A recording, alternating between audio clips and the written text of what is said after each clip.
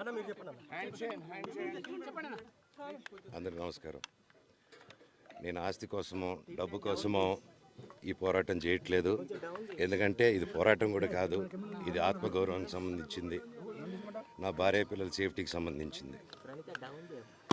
ఇది నాతో ఒక మగాడిగా నాతో డైరెక్ట్గా వచ్చి నాతో ఏం చేసినా పర్వాలేదు.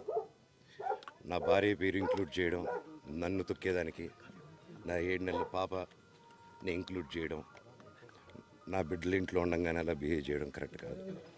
ఈరోజు పోలీస్ దగ్గరికి నేను వెళ్ళి ప్రొటెక్షన్ అడిగాను. నేను మొన్న వచ్చి అడిగినప్పుడు మీకు అన్ని ఎవిడెన్స్లు ఇస్తాను. ఎస్ఐ గారు ఇక్కడి నుంచి వచ్చి నేను ఇస్తాను సార్ ప్రొటెక్షన్ చూపించాను. బౌన్సర్లు అందరూ అక్కడికి దాక్కున్నారని చూపించాను. అది కొంచెం చూసి ఓకే సార్ మీరు ధైర్యంగా ఉండండి, మేము ఎక్కడికి వెళ్ళట్లేదని చెప్పి మాట్లాడి పారిపోయారు. ఇప్పుడు కానిస్టేబుల్స్ వచ్చి అందరినీ నా మనుషులందరినీ భయపించి ఇప్పుడు వాళ్ళ పేర్లు తీసుకొని బెదరగొట్టి మా మనుషులు పంపించేసి వేరే బాడీ గార్డ్ లోపల పంపించున్నారు సార్. ఏం జరిగిందండి అసలు? జరగదు కాదు సార్. ఫస్ట్ డిపార్ట్మెంట్ ఎందుకు వన్ సైడ్ తీసుకుంటున్నారు? కంప్లైంట్ తీసుకున్న తర్వాత వాళ్ళకి ఏ అధికారం ఉంది? నా ప్రొటెక్ట్ చేసే మనుషుల్ని పంపించేదానికి అధికారం ఏముంది? ప్రపంచంలో నా అందరినీ కలుస్తాను సార్, బయలుదేరుతాను.